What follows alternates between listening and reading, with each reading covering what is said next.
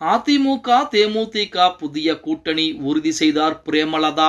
நண்பர்களே, அதிமுக தொண்டர்களாக இருந்தீங்க அப்படின்னா மறக்காம நம்ம சேனலை சப்ஸ்கிரைப் பண்ணிட்டு இந்த வீடியோக்கு ஒரு லைக் பண்ணிருங்க.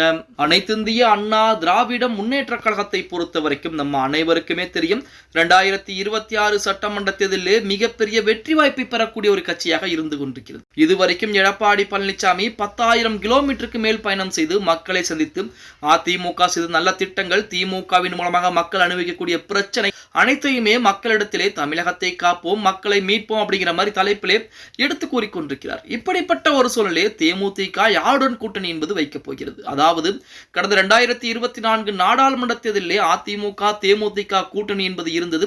அதன் பின்பு மக்களவை எம்பி சீட்ல பாத்தீங்கன்னா ஒரு சின்ன பிரச்சனை என்பது எழ ஆரம்பிக்கும். அன்றிலிருந்து பிரேமலதா அதிமுக கூட்டணியை புறக்கணித்துக் கொண்டதாலுமே நேற்றைய தினம் நடந்த நிகழ்வு என்பது பாத்தீங்க அப்படின்னா தேமுதிக அதிமுக பாஜக கூட்டணி என்பது அமையப் போகிறது அப்படிங்கிற மாதிரி தான் செய்திகள் என்பது வெளியாகிக்கொண்டு சென்னையிலே நேற்று தினம் நடைபெற்ற ஜி.கே. மூப்பனார் நினைவு நாள் நிகழ்ச்சியில் தேசிய ஜனநாயக கூட்டணியின் முக்கிய தலைவர்கள் பங்கேற்றார். இந்த நிகழ்வில் தேசிய பொருளாளர் எல்.கே. சதீஷ், அதாவது தேமுதிகவுடைய பொருளாளர் எல்.கே. சதீஷ் என்டிஏ தலைவர்கள் ஒரே மேடையில் அமர்ந்தது அதிமுக தலைவருடன் பேசும் புகைப்படம் வெளியாகிறது. இதனால் அதிமுக தேமுதிக இடையே கூட்டணி திட்டவட்டமாக உறுதி செய்யப்பட்டிருக்கிறது என்ற பேச்சு அரசியல் வட்டாரத்திலே எழுந்திருக்கிறது அப்படின்னு கூட.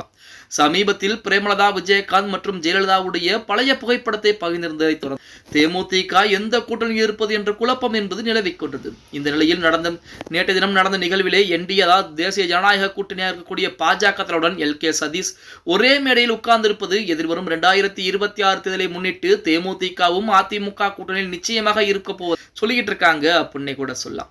இந்த நிலையில் இது குறித்து பத்திரிகை எழுப்பிய கேள்விகளுக்கு எல்.கே. சதீஷ் இது நட்பு ரீதியாக பங்கெடுப்பு தவிர அரசியல் தொடர்பான நிகழ்வு அல்ல என தெளிவுபடுத்தி, இந்த தருணம் தற்போதைய அரசியல் வட்டாரத்திலே மிக பரபரப்பாக பேசக்கூடிய விஷயமாக இருந்து கொண்டிருக்கிறது அப்படின்னு கூட சொல்லலாம். அதிமுக தேமுதிகவா அல்லது திமுக தேமுதிக கூட்டணியா அப்படிங்கிறது தான் இதுவரைக்கும் முடிவு செய்யப்படாமல் இருந்தது. திமுக 10 தொகுதிகள் வரைக்குமே தேமுதிகவிற்கு தருவதாக ஒப்புதல் கொடுத்தும் அதை மறுப்பு தெரிவித்திருந்தாராம் நமது தேமுதிகவுடைய பொதுச் செயலாளருக்கு கூடிய நமது பிரேமலதா அவர்கள்.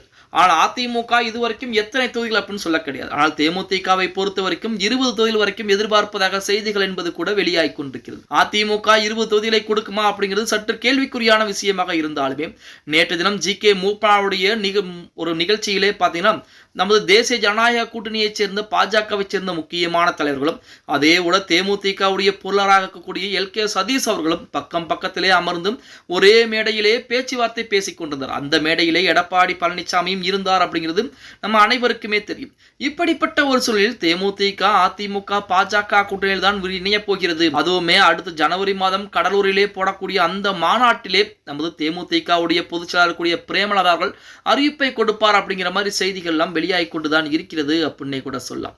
ஓகே गाइस, வீடியோ பிடிச்சிருந்தா மறக்காம லைக் பண்ணிருங்க.